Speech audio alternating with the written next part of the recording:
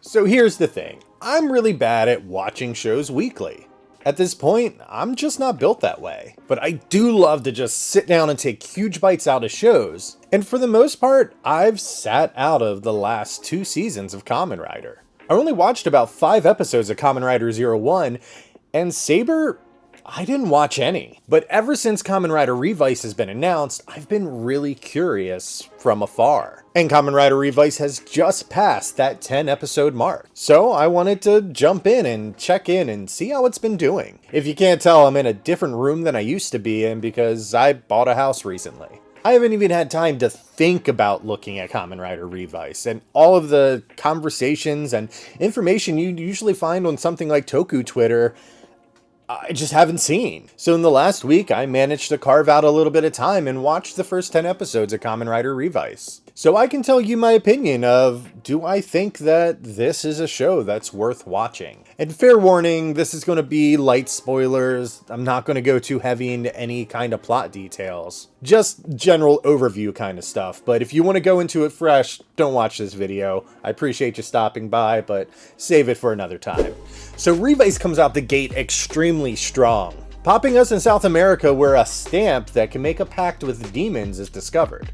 There's a government agency named Phoenix and a flying ship, an evil enemy called Deadmans that has a cult-like appeal. Straight up, I love everything about the setup of this show. It's one of those episodes that just sets the bar extremely high for a show. It almost makes me a little bit nervous because that's such a high bar and high expectation to try to carry forward and continue to capture that feeling of. Because it just stamps its foot down and establishes a world that you want to know more about. It's exactly what I look for when I'm looking into a new show, when I'm just looking for something that has a little bit of meat to bite into. Getting introduced to the principal cast, you mostly get to hang out with the Igarashi family, who owns a bathhouse. Almost every member of the family has a thing, but that thing doesn't define who their entire character is. Every character has depth and multiple layers that you can look into. The dad streams videos, the brother is a soldier in Phoenix, the sister is really into martial arts. Our protagonist is a busybody, former soccer star, and the mother, well, she's the Karen matriarch of the family and seems to be the glue that holds everyone together. I particularly appreciate the dynamic between the mother and the father. They have this really loving relationship, often embarrassing their children with their outward flirting with one another. They're quite honestly great relationship goals. The father's a bit eccentric with his video stuff, but the mother loves him for it. She's also the giver of sage advice and acts as the family's moral compass. There's also the 4th child, Vice, the namesake of the show and the inner demon of Icky, the main character. The roles between Icky and Vice is really fun. I love the idea that people are manifesting these inner demons. Vice is learning to be more appreciative of humans and be more human-like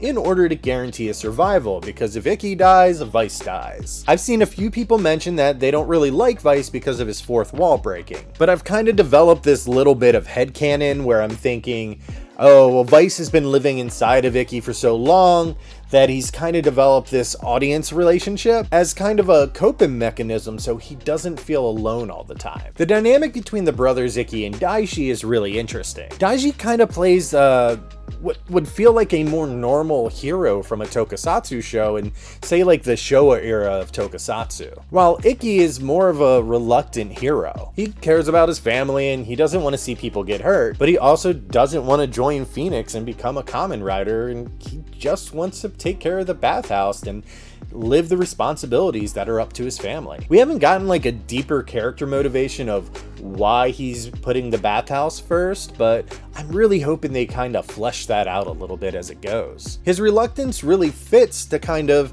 anchor that he doesn't want this role as a Kamen Rider, but it's thrust upon him, and he kind of doesn't have a choice because if he doesn't do it, nobody else has the power to protect them. While still kind of managing to be a more carefree character and have all the kind of built-in ideas and abilities that you'd expect from a character like this. During a ceremony for Daishi to graduate into Phoenix, things go bananas. Daishi gets a chance to use the Revice driver that lives in a computer case, but chokes under the pressure. So Icky has to step in and use the device that was meant for Daishi in order to save and protect his family and the rest of the civilians, bringing him face to face with his inner demon Vice. giving him the ability to control him. Again, I really love the demons as a concept in the show. We all have things about ourselves we're not 100% proud of, and it's kind of fun to see this manifest and boil over and become these big inner demons that end up spilling outside of us, just kind of like our emotions would if we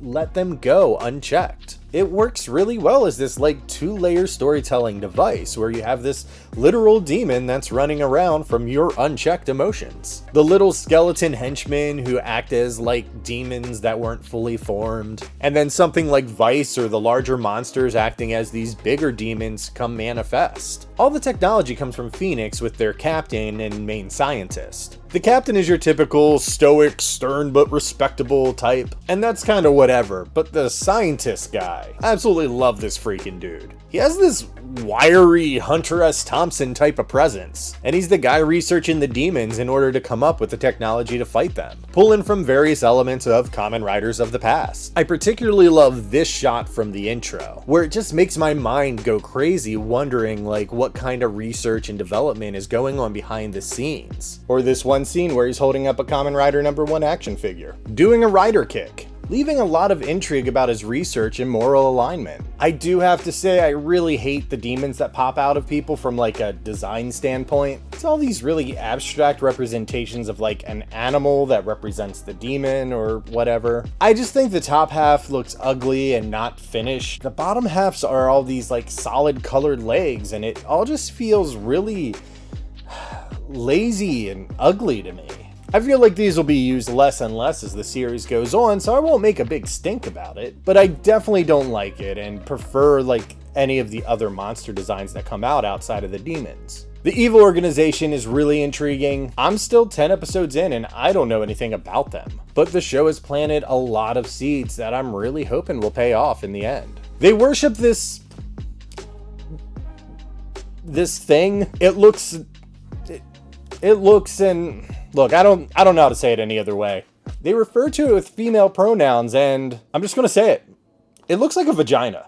I don't know anything about the production of this show, and hey, maybe the design documents are heavily influenced by Georgia O'Keeffe or something. I don't know. Who knows? It is what it is. I'm not someone who's heavily motivated by like suit designs in these shows. While a good suit will elevate a good show for me a little bit, it'll never save a bad show. I'll never watch something based on the suit designs alone.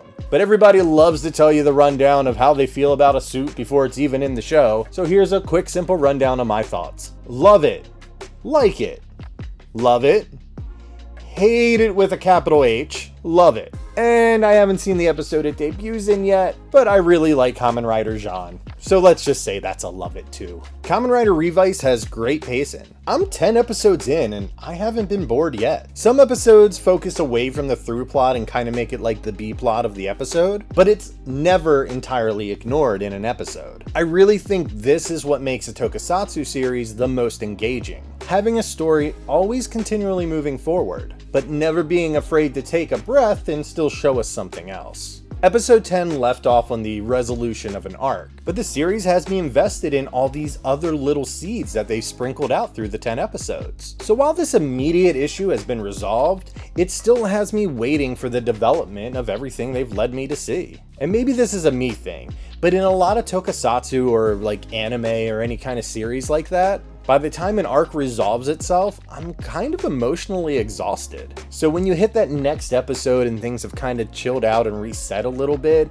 and it's developing the roller coaster ride to like kind of slowly rev back up, I personally need to emotionally walk away from the show for a little bit just so I can reset just like the characters got a chance to. And that's not a bad thing. It really just means I was invested enough in the characters that I myself was emotionally invested in their journey. And I empathetically feel emotionally drained and I'm not ready to go on that next adventure quite yet. But Kamen Rider Revice didn't make me feel that way. It could have been the fact that I just moved into a house and went through the craziest time of my life, but I was invested in all of the characters' drama in a way that, while yes, this part of the series did resolve, but there's all these other parts of this story that I've latched onto and I'm kind of ready to see them evolve. This hasn't been my favorite Kamen Rider series from like a J-drama point of view, but it does capture a lot of the things I love and makes for a really strong show. So is Kamen Rider Revice worth continuing to watch? Absolutely, I think it's a great series for both new fans and old fans alike. It's a perfect jumping in point.